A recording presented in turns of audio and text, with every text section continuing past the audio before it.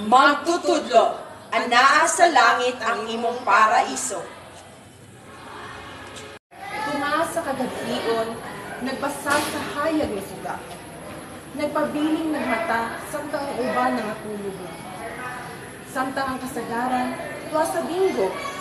Naglingaw-lingaw, nasa sinahan, nasa nightclub, nag-inom kung nanayaw.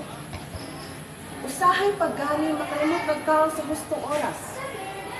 Sa panahon na panginanglanon, kay bugat ba sa mga bulhaton, hantod sa balay, dadala gihapon ng mga exam. Muna kong matulog tuwang gabi ilagay. Labaw pang huna, naglibog o naglisod.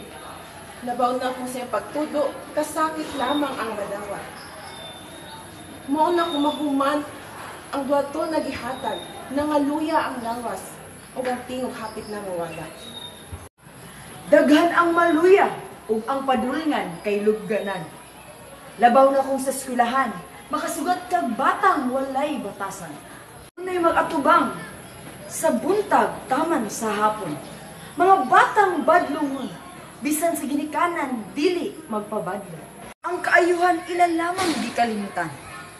Gipalong ang pagpintig ni ining dughan sa gugma. Walay nakapaminaw sa pag-ampo. Malipay kung makadungog og mga pulong nga walay gibug-ato. Bisan man ikaw walay bahandi o kadungganan. Pero ania nimo tanan, tanang pasidungog ug pagday kay matinud-anon kang nag-alagad sa imong pinanggam nasod. Malipay kung madunggan ang mga pulong nga dili gihapon matuman. Ang sweldo nga gamay aduna pay paglaom nga madungagan. Og inig-abot sa panahon, ang tanang kaban ay mabug-at na.